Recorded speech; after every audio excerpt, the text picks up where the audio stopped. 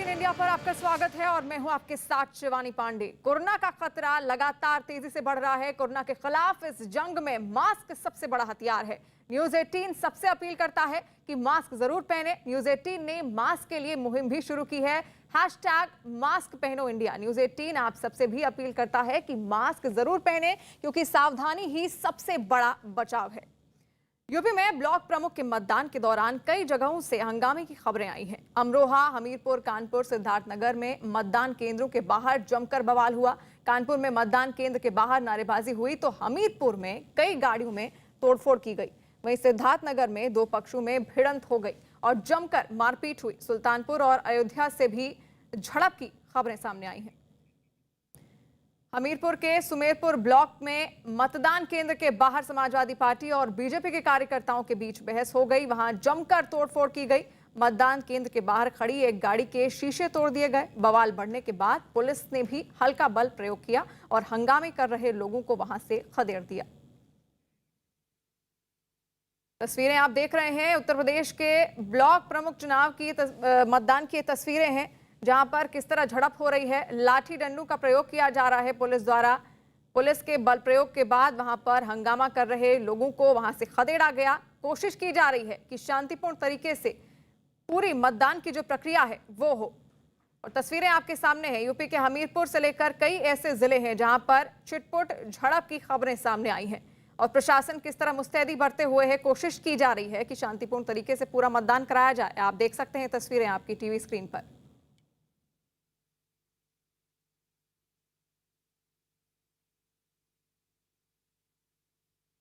हमीरपुर, अयोध्या, अमरोहा, कानपुर में हंगामा हुआ है। उत्तर प्रदेश के ब्लॉक प्रमुख चुनाव की तस्वीरें हैं। कई जगहों पर छिटपुट झड़पों की खबरें सामने आ रही हैं। दोपहर 3 बजे से वोटों की गिनती शुरू होगी और ब्लॉक यूपी के कई जगहों पर बवाल की खबरें हैं।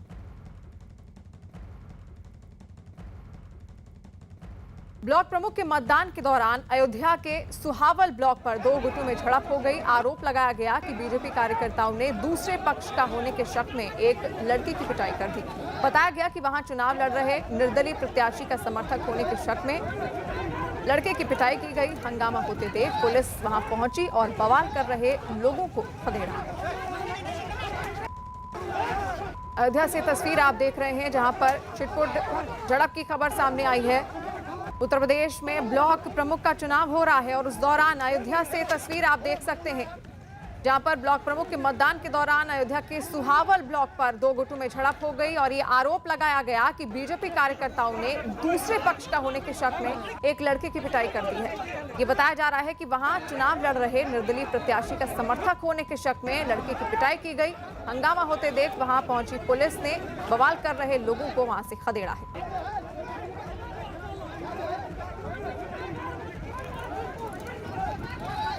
मुजफ्फरनगर के बुढ़ाना ब्लॉक में भी मतदान के दौरान धक्का मुक्की हो गई और आरोप है कि मतदान केंद्र पर जाने को लेकर विवाद शुरू हुआ, जिसके बाद बीजेपी और दूसरे दलों के कार्यकर्ताओं ने वहां हंगामा खड़ा कर दिया। हंगामे की वजह से सड़क पर जाम लग गया, जिसकी जानकारी मिलते ही इलाके की डीएम सेल्वा कुमारी जे और एसएसपी अभिषेक यादव दूसरे पुलिस वालों के साथ वहां पर पहुंचे और किसी तरह मामले को शांत कराया गया।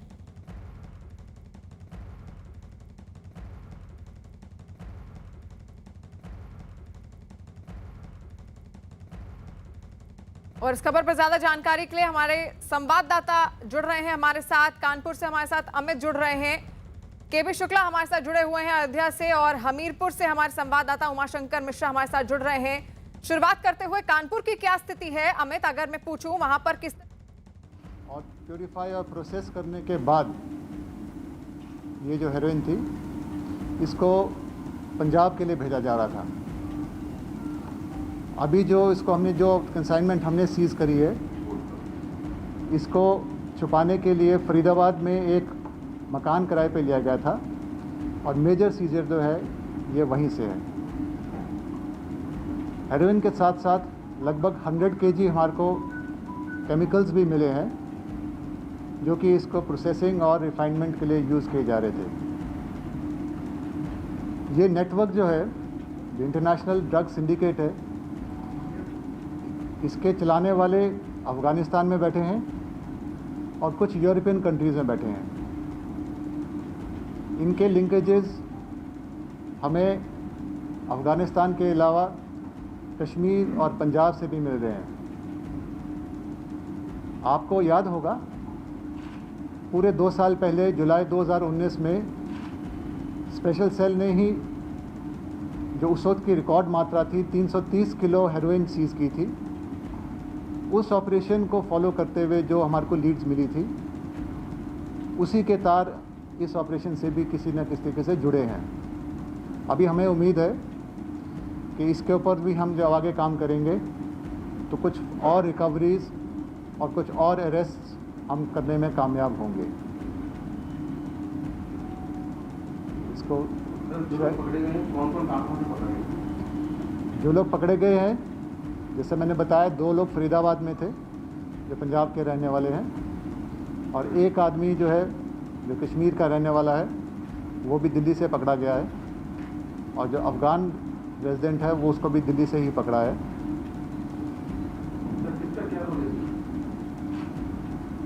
इसमें जो कश्मीरी रेजिडेंट है, इसमें एक बड़ी ख़ास बात है कि नेटवर्क जो है इन्होंने डिस्ट्रीब्यूशन ऑफ टास्क बड़ा अच्छा कर रखा है। तो दिल्ली पुलिस की प्रेस कॉन्फ्रेंस देख रहे थे आप। बहरहाल मुजफ्फरपुर की अगर बात करें तो मुजफ्फरनगर के बुढ़ाना ब्लॉक में भी मतदान के दौरान धक्का मुक्की हो गई और आरोप है कि मतदान केंद्र पर जाने को लेकर विवाद शुरू हो गया, जिसके बाद बीजेपी और दूसरे दलों के कार्यकर्ताओं ने वहां हंगामा खड़ा कर दिया। हंगामे की वजह से सड़क पर जाम लग गया, जिसकी जानकारी मिलते ही इलाके की डीएम सिल्वा कुमारी जे और एसएसपी अभिषेक यादव दूसरे पुलिस वालों के साथ वहां पहुंचे और किसी तरह मामले को शांत कराया गया।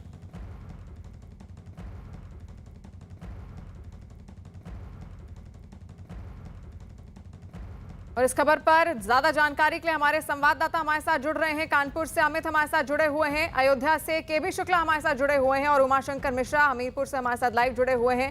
शुरुआत करते हुए कानपुर की क्या स्थिति है अमित, वो समझाइए। हंगामे को लेकर वहां पर किस तरह हंगामा अगर हो रहा है तो प्रशासन की मुस्तैदी वहां पर किस तरह बरती जा रही है? देखिए शिवानी जी, पहले तो मैं आपको अपडेट कराना चाहूंगा कि कानपुर में आज 6 जगह ब्लॉक प्रमुख के टोटल चुनाव होने थे, क्योंकि 4 लोग निर्विरोध हो गए तो 6 का होना था। उसमें चौबेपुर में सबकी नजरें चौबेपुर पर इसलिए थी क्योंकि समाजवादी पार्टी और भाजपा के नेता एक ही परिवार के, एक ही फैमिली के हैं और वो ठीक आमने सामने आ गए। 70 बीडीसी सदस्य थे जो सुबह 11 o'clock पर सामने एक्सचेंज ऑफ डायलॉग हुआ, उसके बाद नारेबाजी हुई, हंगामा हुआ। पुलिस का फोर्स कम होने के चलते हंगामा हुआ, जिसके चलते बीडीसी सदस्य वोट नहीं डाल पाए। लगभग 45 मिनट्स तक सब ऑब्स्ट्रैक्ट रहा। कहीं ना कहीं पुलिस की लापरवाही साफ तौर पर देखने को मिली, जबकि कानपुर देहात में नॉमिनेशन के दौरान लाठियां चली। तमाम डिस्ट्रिक्ट्स में, चाहे वो लखीमपुर की बात की जाए, कानपुर की बात की जाए, कानपुर देहात की बात की जाए, औरैया की बात की जाए, इटावा की बात की जाए, कन्नौज की बात, ऐसे तमाम डिस्ट्रिक्ट्स में स्टोन पेल्टिंग कहीं हुई, कहीं पुलिस को बल का प्रयोग करना पड़ा। शायद पुलिस ने वर्कशॉप अपनी ठीक से नहीं की थी। यही वजह है कि चौबेपुर में बवाल और हंगामा देखने को मिला। पुलिस का फोर्स बढ़ने के बाद जब आईजी मोहित अग्रवाल खुद पहुंचा तो उन्होंने मोर्चे को संभाला और उसके बाद से वोट टपकना चालू हुए। अगर हम अब लेटेस्ट अपडेट की बात करें तो 1:40 तक 70 बीडीसी मेंबर्स ने अपने वोट को कास्ट कर दिया। ये सबसे बड़ी बात है, क्योंकि सुबह जिस प्रकार से 12 सवा 12 तक अफरा तफरी का माहौल था, सिर्फ 30% तक लोगों ने 1 बजे तक वोट डाले थे। उसके बाद अचानक जब फोर्स का डिप्लॉयमेंट हुआ, फोर्स ज्यादा आई, लोगों घरों से निकले और जो मेंबर्स दाएं बाएं दुबके हुए थे उन्होंने अपने वोट को कास्ट किया। यानी वोट की बात की जाए, अब से सिर्फ 3 या 4 मिनट बाद इसकी काउंटिंग का प्रोसीजर स्टार्ट होगा। और हंगामे की जिस प्रकार से आप शिवानी जी बात कर रही थी, ये पुलिस का टोटल नेग्लिजेंस माना जा सकता है और इंटेलिजेंस का टोटल फेलियर माना जाएगा। शायद इंटेलिजेंस के ऑफिसर्स को इस बात का आभास नहीं था। ट्रैक्टर से लोडर, स्कॉर्पियो, इवन अपने मींस ऑफ ट्रांसपोर्ट से लोग वहां पहुंचे। तो तस्वीरें हम देख रहे हैं कि किस तरह वहां पर हंगामा हो रहा है। हालांकि प्रशासन पूरी कोशिश कर रहा है कि शांतिपूर्ण ढंग से पूरा चुनाव कराया जाए। यूपी के अमरोहा में ब्लॉक प्रमुख के मतदान के दौरान झड़प हो गई। बताया गया कि चुनावी रंजिश में बीजेपी और समाजवादी पार्टी के कार्यकर्ताओं के बीच मारपीट हुई, जिसके बाद पुलिस ने कार्यकर्ताओं को वहां से हटाने के लिए लाठीचार्ज कर दिया।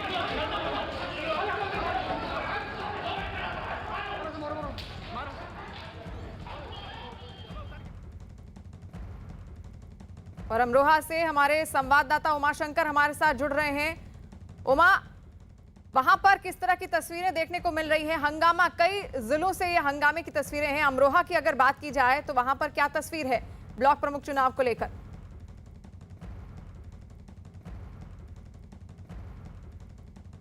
उमा, मेरी आवाज आप तक पहुंच पा रही है?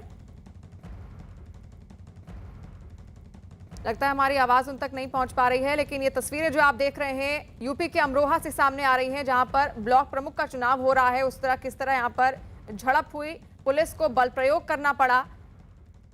जो हुड़दंग मचा रहे थे, जो हंगामा कर रहे थे, उनको वहां से खदेड़ा गया ताकि शांतिपूर्ण ढंग से मतदान की पूरी प्रक्रिया कराई जा सके। हंगामे की खबर कानपुर से भी सामने आई। वहां के चौबेपुर ब्लॉक में बीजेपी और समाजवादी पार्टी के कार्यकर्ता आमने सामने आ गए। कार्यकर्ताओं ने नारेबाजी शुरू कर दी। इस दौरान वहां मौजूद पुलिस वालों ने उन्हें समझाने की कोशिश की, लेकिन वो नहीं माने और काफी देर तक हंगामा करते रहे। और अमित, हमारे संवाददाता हमारे साथ जुड़े हुए हैं। अमित, ये जो तस्वीरें सामने आ रही हैं, प्रशासन की ओर से पूरी कोशिश की जा रही थी और ये दावा भी किया जा रहा है कि किसी भी तरह की वहां पर उनके द्वारा पूरी मुस्तैदी बरती जा रही है। उसके बावजूद ये जो हंगामा हो रहा है, जो हुड़दंग मचा रहे हैं, आखिर इस तरह की तस्वीरें क्यों सामने देखने को मिल रही हैं? देखिए, जैसे कि शिवानी जी, मैंने आपको पहले भी बताया था, पुलिस का नेग्लिजेंस रहा, इंटेलिजेंस का फेल्योर रहा। और इसके बाद से जब हंगामा हुआ तो पुलिस कुंभकर्णी नींद से जागी और उसके बाद वीडियो फोटोग्राफी का दौर चला, जिसमें 2 डिप्टी एसपीज, 2 थाने के एसएचओज ने वीडियो फोटोग्राफी का पूरा सेशन चला। इसमें 150 लोगों को चिन्हित कर लिया गया है कि जिन्होंने हंगामा किया और माहौल खराब करने की कोशिश की थी। कुछ लोगों का ये आरोप था कि जो व्हीकल्स जा रहे थे उन व्हीकल्स में पक्षपात किया जा रहा था, कुछ व्हीकल्स को अलाउ किया जा रहा था उस पैसेज में जाने को और कुछ को नहीं किया, जिसको देखकर सारे पार्टी के वर्कर्स, चाहे वो समाजवादी पार्टी के हो चाहे भारतीय जनता पार्टी के, आमने सामने आ गए और जम के हंगामा और हुड़दंग चला। पुलिस उसको मुख्य बनी देखती रही, क्योंकि 30 से 40 कांस्टेबल्स और 500 से ज्यादा लोग दोनों तरफ से खड़े थे, यानी 1000 से ज्यादा लोग और 30 से 40 कांस्टेबल। यानी पुलिस का कहीं ना कहीं एसपी आउटर की जो वर्कशॉप थी कहीं ना कहीं कमजोर थी। वो पुलिस का डिप्लॉयमेंट नहीं कर पाए, क्योंकि चौबेपुर, शिवराजपुर, बिल्लौर, सजेती, ककवन ऐसे आसपास के तमाम थाना क्षेत्र थे जहां का फोर्स को लगाया जा सकता था बिठूर के, लेकिन शायद वो फोर्स का डिप्लॉयमेंट नहीं हो सका। इसकी गंभीरता को या ये चीज़ वो आंक नहीं पाए कि इतने लोग एक साथ वहां जमा हो जाएंगे, क्योंकि कोरोना काल में कोविड के नियम का पालन भी होना था। ना तो भारतीय जनता पार्टी के नेताओं ने इसका निभाया और ना ही समाजवादी पार्टी के। परिणाम यह रहा कि जम के हंगामा जीवन चली। अब पुलिस का यह कहना है कि हमने वीडियो फोटोग्राफी कराई है और इन लोगों को चिन्हित कर लिया गया जिन्होंने माहौल खराब करने की कोशिश की। जी शिवानी जी। बिल्कुल, उमा भी हमारे साथ जुड़े हुए हैं हमीरपुर से। उमा, हमीरपुर की तस्वीर को साफ कीजिए। आखिर वहां पर ब्लॉक प्रमुख चुनाव को लेकर पुलिस की किस तरह की तैयारियां हैं? देखिए शिवानी जी, मैं बता देना चाहता हूं, तैयारियां तो पुलिस ने मुस्तैद की थी, लेकिन जो कल से कयास लगाए जा रहे थे यहां पर कि ये सुमेरपुर ब्लॉक है, जो हमीरपुर के 7 ब्लॉक है, जिसमें 2 भाजपा के प्रत्याशी निर्विरोध चुने जा चुके हैं। अभी 5 ब्लॉकों में लगातार मतदान चल रहा है 5 मिनट से। जो संवेदनशील एरिया है ये सुमेरपुर, जहाँ पर बवाल हुआ है, जो सुबह से ही लगातार जब यहाँ पर सपा समर्थित प्रत्याशी जयनारायण यादव जैसे वोटिंग करने आए, इसके बाद भाजपाइयों से उनकी झड़प हुई और मारपीट शुरू हो गई। पथराव हुआ, पथराव के बाद लाठीचार्ज पुलिस को करना पड़ा और उसमें गाड़ियां भी तोड़ी गई हैं। तो इसके बाद ये कयास लगाया जा रहा था, यहाँ पर 24 बीडीसी है जिनको मतदान करना था, वो यहाँ पर नहीं आ रहे थे। लेकिन यहाँ पर पुलिस के आला अधिकारी मौके पर जब पहुंचे हैं और जो आईजी है चित्रकूट धाम मंडल के सत्यनारायण, वो स्वयं मौके पर पहुंचे और उसके बाद एसपी नरेंद्र सिंह ने कमाल संभाली है। तब उसके बाद यहाँ शांति व्यवस्था हुई है और उसके बाद जो 84 में 82 बीडी सदस्यों ने यहाँ अंदर जाके मतदान किया है। तो शेष 2 बीडी सदस्य जो अभी 5 मिनट बचा है, तो उसके बाद हो सकता है वो भी मतदान करें। तो आखिरकार किया जा सकता है। अब शांति है और शांति के बाद रिजल्ट 3 बजे के बाद जो काउंटिंग होगा ये पता चल पाएगा कि इसमें क्या होगा। हालांकि पुलिस के अधिकारी जो यहाँ पर उपद्रवी थे, उपद्रवी किए हैं, तो उनको चिन्हित करने की बात कर रहे हैं, उनकी वीडियोग्राफी कराई गई है। वो कह रहे हैं कि ऐसे उपद्रवी जिनकी फोटो तस्वीरों में लाठी डंडे लिए आए दिख रहे हैं, उनको चिन्हित कर लिया जाएगा बहुत जल्दी और उनके खिलाफ मुकदमा दर्ज करके वैधानिक कार्रवाई की जाएगी और निश्चित तौर पर जिन्होंने इस माहौल को खराब किया है उनके खिलाफ सख्त कार्रवाई की जाएगी। बिल्कुल, यानी कि कई जगह ऐसी तस्वीरें भी सामने आ रही हैं जहां पर खुद एसपी, एसएसपी और डीएम तक को बाहर आना पड़ा है और जो हंगामा कर रहे हैं उन लोगों को खदेड़ना पड़ रहा है। वहीं सिद्धार्थनगर की अगर बात की जाए तो सिद्धार्थनगर से भी कुछ ऐसी ही तस्वीरें सामने आई। वहां मतदान केंद्र के बाहर हंगामा हो गया, कुछ लोगों ने बीडीसी की पिटाई कर दी। हंगामा बढ़ता देख पुलिस भी हरकत में आई और मारपीट कर रहे लोगों को वहां से हटा दिया। और अयोध्या से हमारे संवाददाता केबी शुक्ला हमारे साथ लाइव जुड़े हुए हैं। केबी, एक बार अयोध्या की तस्वीर को साफ कीजिए, वहां पर क्या हालात देखने को मिल रहे हैं ब्लॉक प्रमुख चुनाव को लेकर, किस तरह की मुस्तैदी प्रशासन द्वारा बरती गई? देखिए शिवानी, आपको हम बता दें कि अयोध्या जनपद में आज 7 ब्लॉकों में मतदान चल रहा था, जिसमें एक सोहावल ब्लॉक है जहां पर भाजपा कार्यकर्ताओं को थोड़ा सा यहां पर गलतफहमी पैदा हो गई। एक युवक आया जो ना तो वोटर था ना सपोर्टर था। अचानक वो गेट सोहावल जो तहसील ब्लॉक उस गेट के पास पहुंच गया। भाजपा जो ने समझा कि जो विपक्ष का जो प्रत्याशी है उसका समर्थक है और उसको पीटने लगे। पीटते पीटते उसको दूर तक ले गए। हालांकि जब पुलिस पहुंची उसको छुड़ाया, लेकिन तब तक उसकी पिटाई कर चुके थे। बाद में मालूम पड़ा कि ये जो युवक आया था ये ना वोटर था ना सपोर्टर था।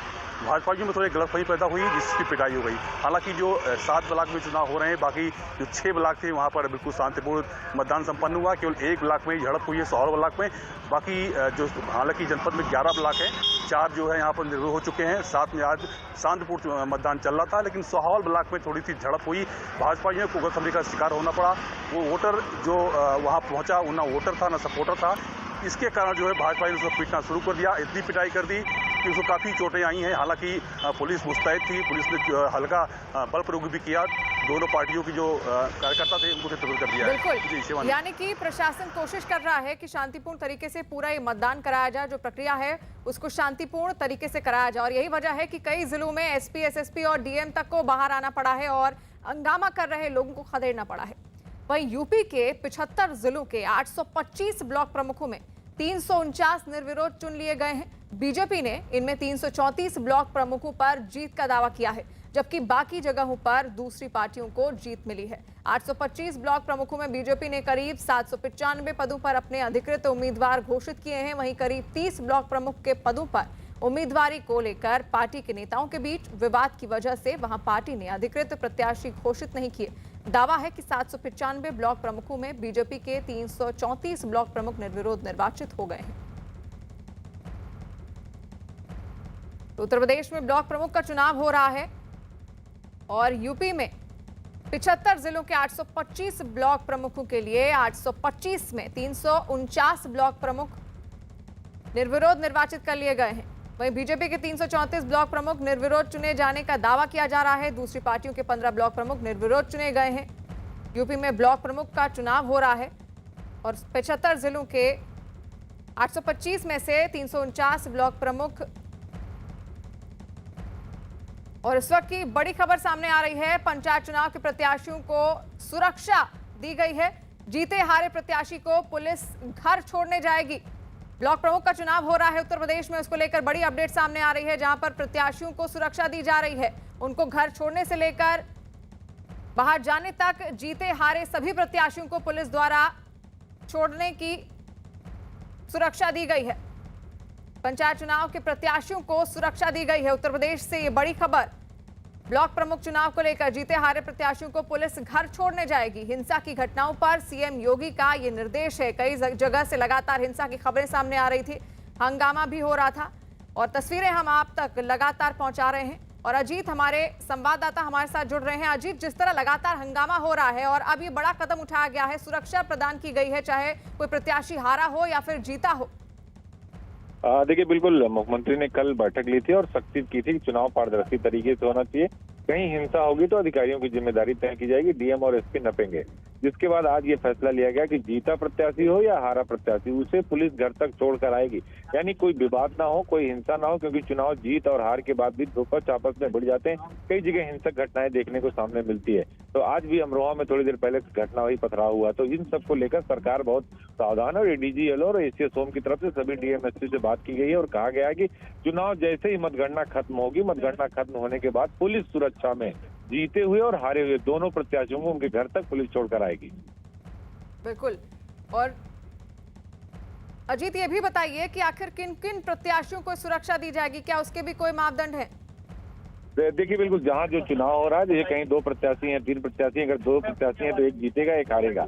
तो दोनों को, जीतने वालों को भी पुलिस सिक्योरिटी में ले जाएगी और हारने वालों को भी। प्रत्याशियों की संख्या पर डिपेंड करता है कि कहीं 2 प्रत्याशी हैं, कहीं 3 है। ज्यादातर जगह पे 2 ही प्रत्याशी हैं, समाजवादी पार्टी, बीजेपी या निर्दल। तो उनको पुलिस सिक्योरिटी में बाकायदा उनके घर तक छोड़ा जाएगा, जिससे कोई अप्रिय घटना ना हो और आपसी विवाद ना हो। जी। और अब बात भीड़ की वजह से बढ़े कोरोना के खतरे की।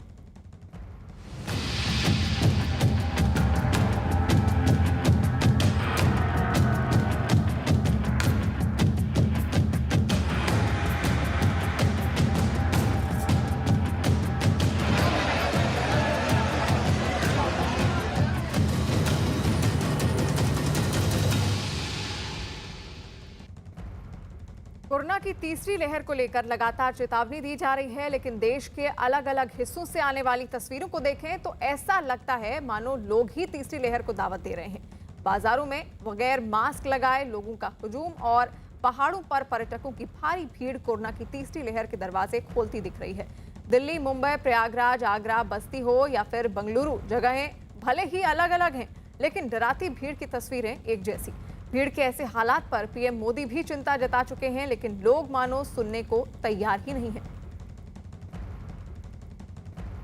मुंबई में भी बाजारों की भीड़ डराने वाली है। दादर सब्जी मंडी हो या फिर क्रॉफर्ड मार्केट, सैकड़ों की संख्या में लोग खरीदारी करने बाहर निकलते हैं। महाराष्ट्र में पिछले 2 दिनों में कोरोना के मामलों में बढ़ोतरी देखने को मिली है। मुंबई में भी कोरोना के केस बढ़ते हुए देखे जा रहे हैं और इसके बाद भी लोग मानने को तैयार नहीं है। तीसरी लहर की चेतावनी का भी ऐसे लोगों पर असर नहीं पड़ रहा है। और आशीष दीक्षित हमारे संवाददाता हमारे साथ मुंबई से लाइव जुड़े हुए हैं। आशीष, महाराष्ट्र में कोरोना के मामले लगातार अब भी बढ़ते हुए अब देखे जा रहे हैं और ऐसे में भीड़ को रोकने के लिए क्या कदम उठाए जा रहे हैं? देखिए, सरकार ये दावा कर रही है कि हम कड़े कदम उठा रहे हैं, लेकिन क्या दावे हैं, दावों की पोल खुलती हुई साफ तौर पर आपको दिखाना चाहेंगे।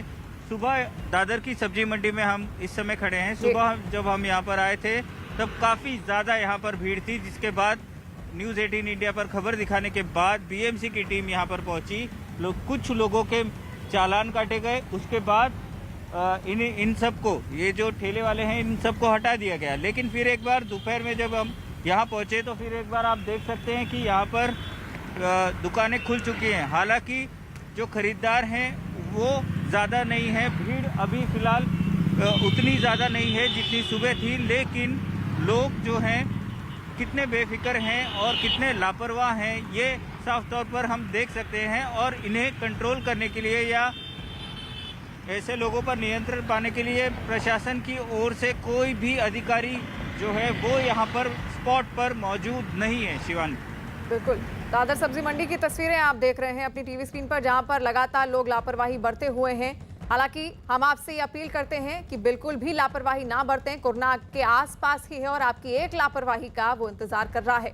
तस्वीरें किस तरह आप देख रहे हैं, चाहे पर्यटकों की तस्वीरें हो, मनाली और हिमाचल की अगर बात करें तो वहां पर भी ऐसी ही एक जैसी तस्वीरें देखने को मिल रही हैं, जहां पर कोरोना नियमों की धज्जियां उड़ाई जा रही हैं। वहीं कोरोना का खतरा है, लेकिन घूमने फिरने वाली जगहों पर लोगों की मौज और मस्ती कम नहीं हो रही है। ये तस्वीरें हैं महाराष्ट्र के सिंधुदुर्ग के अंबोली घाट की। यहाँ उमड़ी भारी भीड़ की ये बता रही है कि इन लोगों को मन में कोरोना का जरा भी खौफ नहीं है, लेकिन ये लोग शायद ये नहीं जानते कि ये सिर्फ अपने लिए ही नहीं, दूसरों के लिए भी खतरा पैदा कर रहे हैं। महाराष्ट्र सरकार ने पर्यटन स्थलों पर रोक लगाई हुई है, लेकिन इसके बाद भी लोग नियमों को ताक पर रखकर भीड़ जुटाने से बाज नहीं आ रहे हैं। हालांकि पुलिस को जैसे ही खबर मिली, उन्होंने वहां पहुंचकर भीड़ को हटा दिया। नागपुर में आज वीकेंड लॉकडाउन है, बावजूद इसके सब्जी मंडी में लोगों की भारी भीड़ दिखाई दे रही है। इस दौरान कोरोना नियमों की भी सरेआम धज्जियां उड़ती हुई दिखाई दे रही हैं। सब्जी मंडी में कई लोग बिना मास्क के दिखाई दिए। इसके अलावा लोगों ने सोशल डिस्टेंसिंग का भी पालन नहीं किया। आज नागपुर में वीकेंड लॉकडाउन है, इसके बावजूद भी अगर आप नागपुर के ये मंडी का नज़ारा देखोगे तो काफ़ी सवाल खड़े होते हैं। बहुत सारे लोग यहाँ ठीक से मास्क नहीं पहनते हैं, कुछ लोग तो ऐसे मास्क भी पहनकर नहीं आए हैं और यही प्रशासन की चिंता है। भले ही नागपुर हो या विदर्भ का ये इलाका हो, इस इलाके में कोरोना नियंत्रण में दिख रहा है, लेकिन जिस तरह के मामले पूरे महाराष्ट्र में सामने आ रहे हैं, इसके मद्देनज़र पंतप्रधान नरेंद्र मोदी उन्होंने भी चिंता व्यक्त की थी और इसके मद्देनज़र लोगों ने बर्ताव में सुधार लाना चाहिए, ऐसा भी उन्होंने अंदेशा व्यक्त किया था। लेकिन इसके बावजूद भी आप देख सकते हैं कि बड़ी तादाद में लोग भीड़ कर रहे हैं, ठीक से मास्क नहीं पहन रहे हैं। बहुत सारे लोग हैं तो जिन्होंने मास्क भी नहीं पहना है, तो यही एक प्रशासन की चिंता है। भले ही विदर्भ में कोरोना नियंत्रण में हो, लेकिन महाराष्ट्र है, केरल ऐसे जो स्टेट है जहां पूरे देश के आधे मामले ये 2 राज्यों से सामने आ रहे हैं और इसी के मद्देनज़र पंतप्रधान नरेंद्र मोदी ने चिंता व्यक्त की थी। लेकिन लोगों का जो बर्ताव है उसमें कोई सुधार होते हुए नहीं दिख रहा है। और दूसरी ये बात है कि प्रशासन के कोई लोग भी इधर नहीं दिखते, क्योंकि आज वीकेंड लॉकडाउन है। इसके मद्देनज़र अगर ऐसी भीड़ होती है तो प्रशासन का भी एक दायित्व है कि उन्होंने सामने आकर लोगों पे कार्रवाई करनी चाहिए, लेकिन प्रशासन भी यहाँ कुछ कार्रवाई करते हुए नहीं दिख रहा है, इसलिए यही लोगों का बर्ताव तीसरी लहर को आमंत्रित कर सकता है, ऐसा अंदेशा व्यक्त किया जा रहा है। वीडियो जर्नलिस्ट प्रशांत मोहिते के साथ तुषार कोड़े, न्यूज़ 18 इंडिया, नागपुर। दिल्ली में भी बाजारों में बढ़ती भीड़ डराने वाली है और कोरोना की दूसरी लहर अभी भी जारी है, लेकिन भीड़ के दिल से मानो कोरोना का डर ही निकल गया है। लोग पूरे परिवार के साथ बाजारों में घूमने और खरीदारी करने जा रहे हैं। कोरोना के नियमों का पालन नहीं होने पर सख्ती बरतते हुए दिल्ली के करोल बाग के गफ्फार मार्केट और नायवाला मार्केट को रविवार रात 10 बजे तक के लिए बंद कर दिया गया है। इसके अलावा दिल्ली के रोहिणी सेक्टर 13 के मार्केट को भी कोरोना नियमों का पालन न होने पर सोमवार तक के लिए बंद कर दिया गया है। साथ ही रोहिणी के अवंतिका मार्केट एसोसिएशन को नोटिस जारी किया गया है। केंद्र सरकार ने भी कोरोना नियमों की अनदेखी की तस्वीरों पर चिंता जताई है। नीति आयोग के सदस्य वीके पॉल ने कहा है कि इसी तरह से लापरवाही बढ़ने पर राज्य सरकारों की ओर से दी गई छूट को वापस लिया जा सकता है। उन्होंने कहा कि पर्यटन बढ़ना चाहिए, लेकिन कोरोना नियमों का पालन भी जरूरी है।